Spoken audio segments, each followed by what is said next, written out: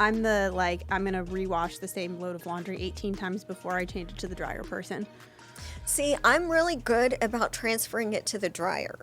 It just doesn't leave the dryer. And then that dryer will fluff for about a week before I actually take it out. Like last night, we were sitting in the living room and we kept hearing the dryer turn on. It's one of those that once it stops, it'll turn on every like 10 minutes just to fluff.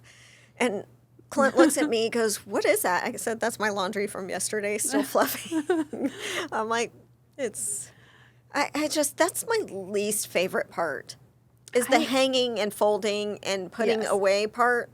I mean, I'll wash all day long. See, I used to love folding and hanging because I used to be able to, like, turn on a movie and just stand and do it. And I'm a fast folder. So it's like, I have a system. I'm fast. But it was like a me time thing, but previous to kids. And then you have kids and they're like crawling on the bed and throwing them everywhere. And you're like, I'm like, I have no desire. So right now I have 2 large laundry baskets in front of my bed, and so like every morning it's like trying to find the socks for the kids, and it's like finding a needle in a haystack. So I came to bed last night, and Will goes, "Don't forget to take the the seal off the bed so I can go to bed," because it's all like sheets and stuff, so it's just huge pile of crap on his side of the bed. I never put it on my side of the bed. No, in case you want to lay down. Yeah, I have to go to bed, so I put it on his side of the bed, and so I'm like, okay, today's the day. Today's the day I'm going to fold laundry. You're better than me, because I would have probably looked at him and been like, "Your hand's broken?" Like, I don't see what's occupying your hands that you can't fold that laundry, but maybe that's just me. That's the control freak in me. It's like, I appreciate you trying to fold, but you don't fold it the right way. Well, it's become lovely in my house because now we all do our own laundry. See, I don't even wash Clint's stuff anymore.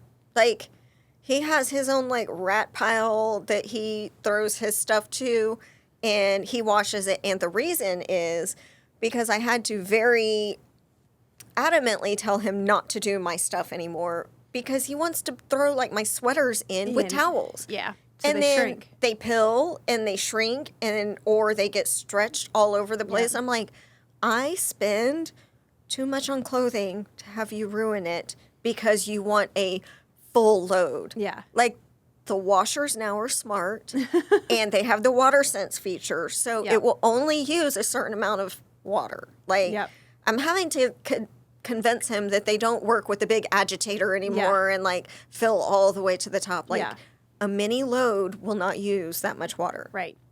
Like, quit ruining my stuff. And if it's a mini load, just put it on quick wash as opposed to normal wash, and it's probably half the time. Yeah. And the girls, I ask them, like, once a week, "You have uniforms clean for school?"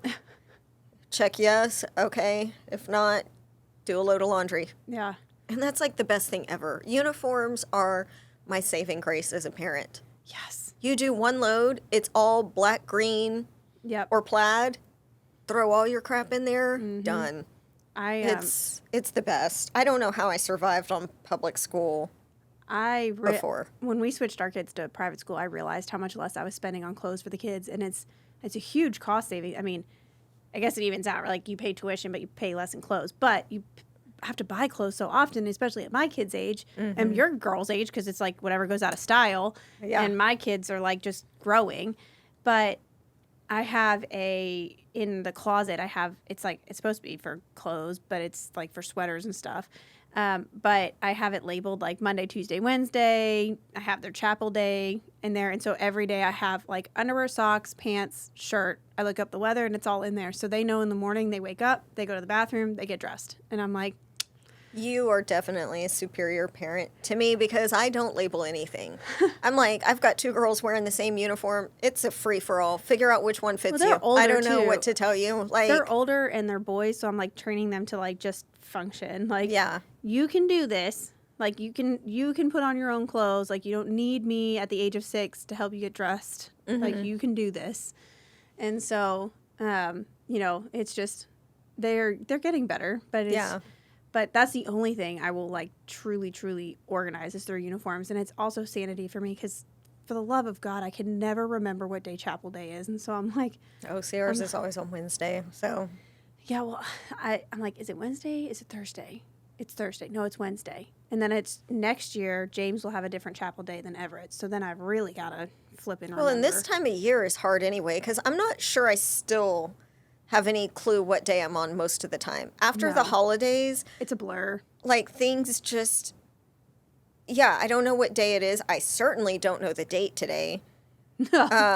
So, I mean, God forbid I have to, like, write a check or something. You might get January 5th. I'm pretty sure we're past that, but, you know, don't know where exactly, except I had to run payroll, so I know we're close to the 15th. Yeah. But, I mean, otherwise, like, everything is just still blurred together.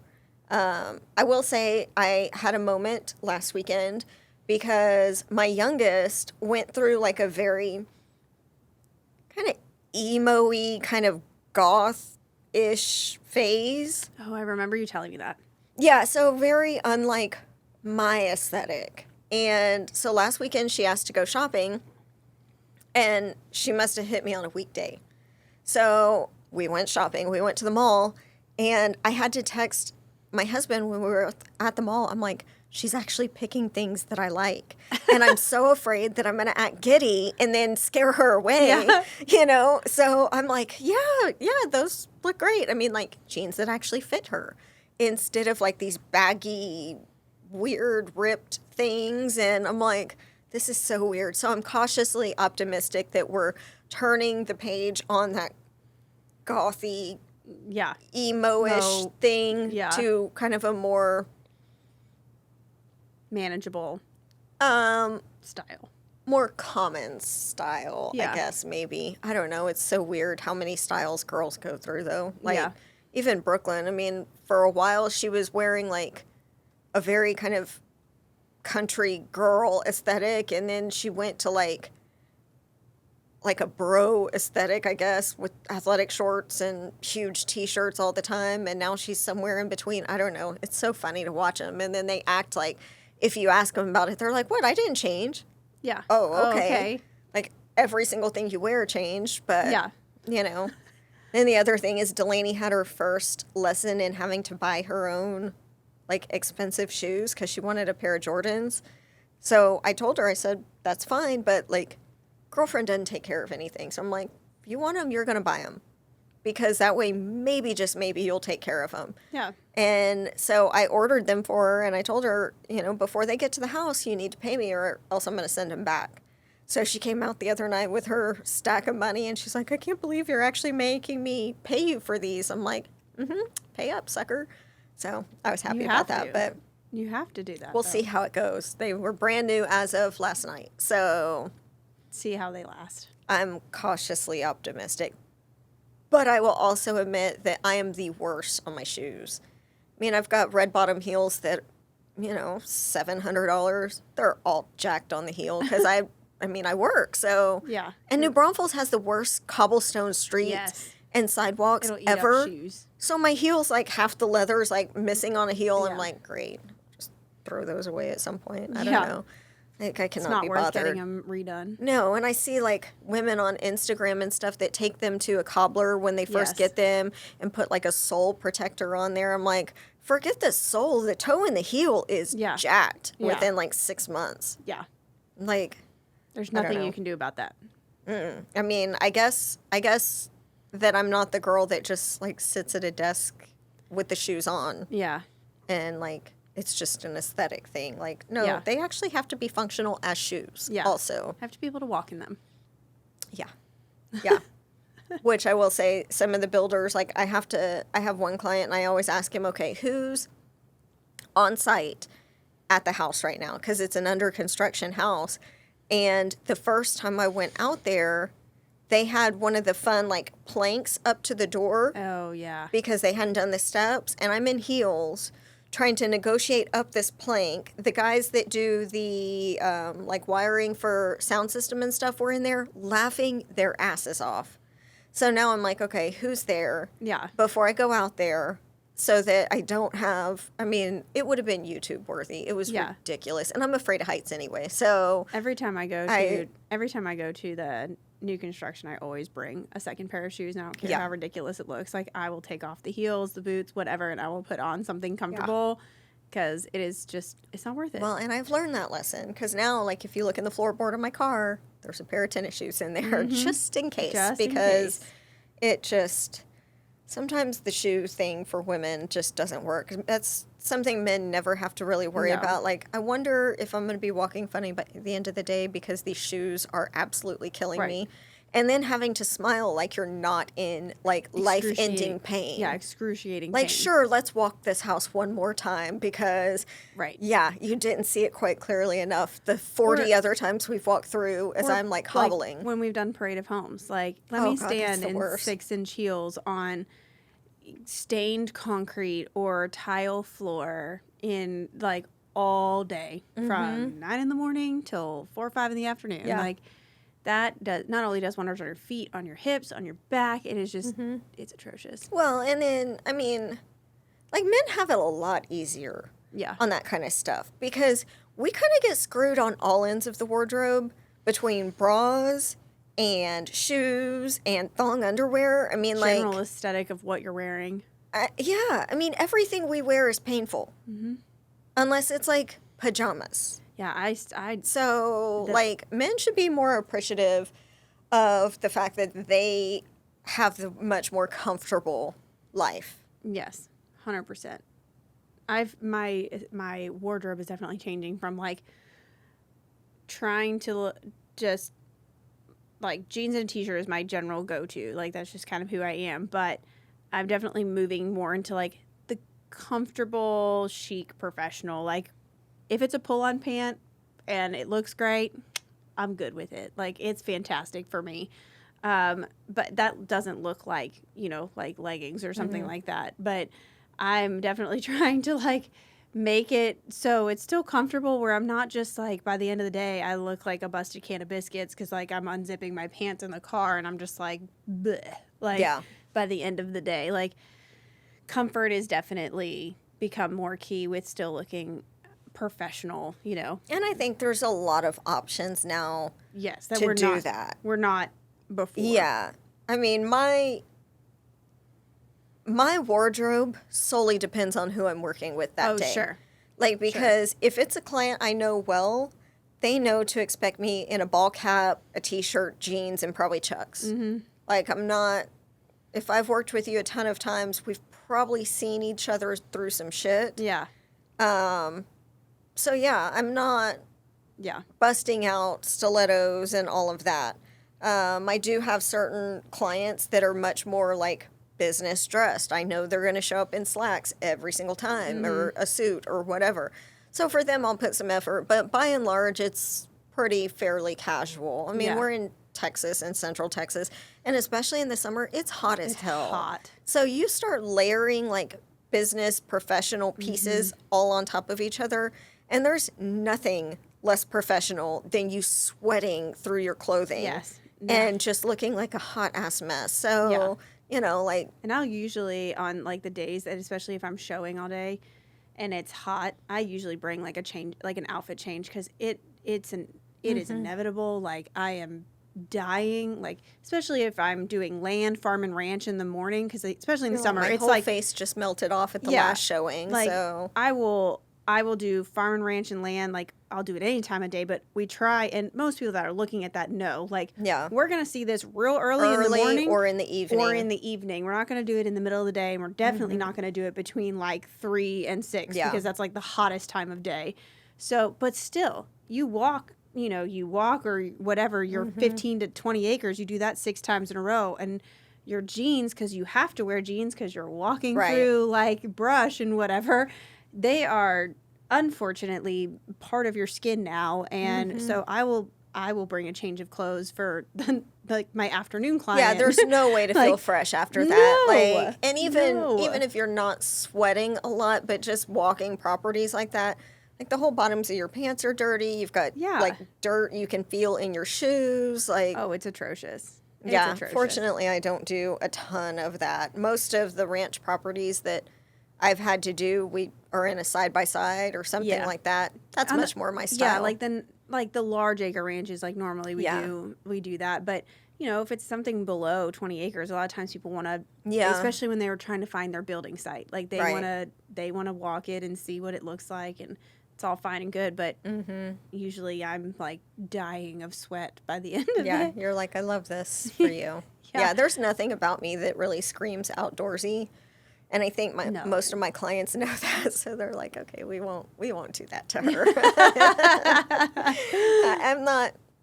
I'm not made for that. And I mean, really, our skin tone should be enough of a giveaway that, you know, like, I'm probably not the one for mid-July outdoors, let's walk 20 acres. It just, that's a lot of sunscreen. Yeah, I mean, I feel like that could put me at a health risk. Yeah, it's and even if I'm not actually burning, my skin will look like I'm about to explode because I turn like, bright red. My chest flushes. It's really attractive. Yeah, I've had people ask me like, "Are you okay? Are you gonna pass out?" I'm like, "Actually, I feel fine. It just don't look like I feel fine." Like, yeah. My AC in my car will be blowing on my chest to try and calm the anger down, but that's just get those icy patches that you can stick everywhere. Yeah, you're like, 100%. Great, I'm a hot ass mess. Yeah, I mean, 100%. I roll around like a hot mess most of the time anyway, but get back into my car that's white but has all black leather. Good choice, solid choice on my part. Do you have ventilated seats at least? No, I don't have. I have heated, but I don't have the ventilated because honestly, that makes me feel like I've like peed myself or something. Like I always feel like it gives is me a little weird off-putting. It makes me feel like I have cold air blowing up my butt, and I'm like, I feel like I'm, you know how like if you're wearing a dress or something and you've got tights on and you're constantly worried you've tucked like the back of your dress into your tights. That's what I feel like. Yeah, like I have that sensation. I'm like, I kind of have that like, you know, where it's that or I have like a hole in my jeans or something. It's like, you know, your skirt blew up and it's the polar vortex through the legs and up the front. And you're like, oh, like I don't like this. yeah. My lady bits say no. No, thank you. I'll politely decline. This is not my thing. But I do live for my heated seats. I do live for my heated seats. I do like those. Also, it doesn't matter what time of year it is, I'm probably going to have a space heater under my desk when I'm working. Yes, I had mine on yesterday. I did too. And my husband walks in my office and he's like, why is it so hot in here? It's like 82 degrees outside. I'm like, because my toes were the slightest bit chilly, and I just can't with that. People come in my office sometimes, they're like, are you baking cookies? I'm like, if you don't like it, you don't have to sit in here. No. Like, I'm working just fine. Yeah, exactly. Go back to where you came from. Yeah. Like, 100%. I didn't invite you anyways. Because people are like, well, just get a heated blanket. I'm like, yeah, but then when you take it off, I'm like extra cold. Like, as long as I'm in like the heated environment, like, I'm fine. Well, and the odd thing is that I like my seat warmers, I like my space heater, but then any other time, I'm like super hot natured. Clint's like, how does that work exactly? Where you're just hot at night, you have to have it freezing, but any other time of the day, you have to be all snuggly and warm. I'm like, that's I don't know. I'm like it's hot just lava at night. One of the perks of being married to me, I suppose, is it's the hair. Yeah, we're a problem. We're always a problem. I told the girl that does my hair that yesterday because this is how I know I'm high maintenance. Oh, this is the one thing? Well, please tell me. This is further proof that I'm high maintenance. So for me, I'm excited when it's new hair time for my extensions. So we ordered new hair, and there's not good options for redheads. Mm-mm. Like, redheads are a very particular thing with our shade range because there's that like cherry red, and then there's copper red, and then there's like strawberry. And like auburny red. So like there's only like the purple red option or the super light like strawberry red. So they never come in right. And so the hair came in, it's too light. So I have to make a separate appointment to have the hair put in, and then a separate appointment at a different place to have my color done. Yeah.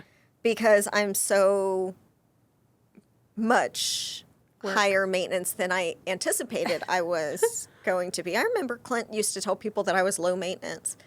And I'm like, I don't know where she went. Did he know you? Like, was that new? I feel like I used to be lower maintenance, but I think it's like an old car. Like, the older I get, the more maintenance it takes to run this particular machine. This make and model. Yeah, this make and model, this 82 model. I'm like a Corvair. I'm not like always the safest option on the road.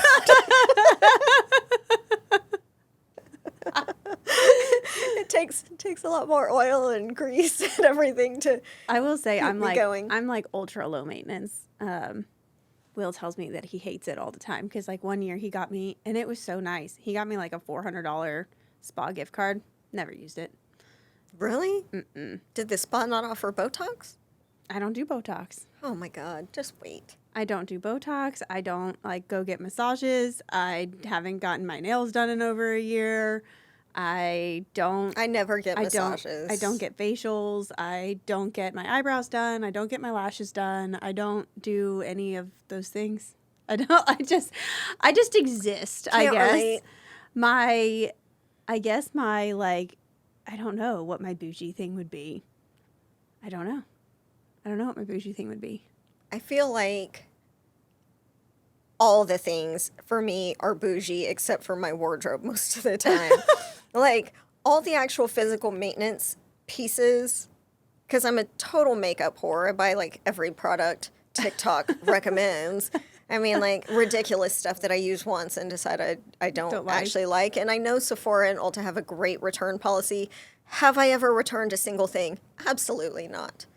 So I have all shade ranges that don't match my skin at home. I mean, I figure eventually my girls may spray tan or something and need that color. I don't know.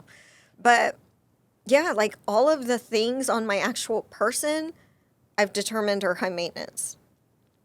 I don't know if that's good or bad, but I mean, maybe maintenance now will save on maintenance later. Maybe. Probably not. There's always going to be some new something I'm going to like inject myself with, or, you know, like I'll come in here one day and like the skin will be all pulled back because I found some kind of tape. Then there's going to be some sort of like conspiracy theory, like, you know, Biden's not Biden because his earlobe, one is like they're detached now and they used to be attached. I'm like, that's called a facelift. Yeah. They detach your earlobes when you have a facelift. I don't know if he's had a facelift. I don't know. But like typically that's usually what happens. Like I don't think that. Yeah. Like if your earlobes are attached, like it's like his were like fully attached to his face. And so like when you do a facelift, I think it's weird when dudes they have to pull do like facelifts. Like men already have it easier. I feel like because just be old. Well, I mean, I feel like they age better than women anyway. Yeah, maybe. I mean, not all men, but yeah. Not all, but gosh, I should probably stop my thought here, but what fun is that? You know, Clint is in his 50s, and it's so crazy to see like him with some of the people he went to high school with or that he's known forever, and like I'll meet them and they look like they're like 30 years older than him.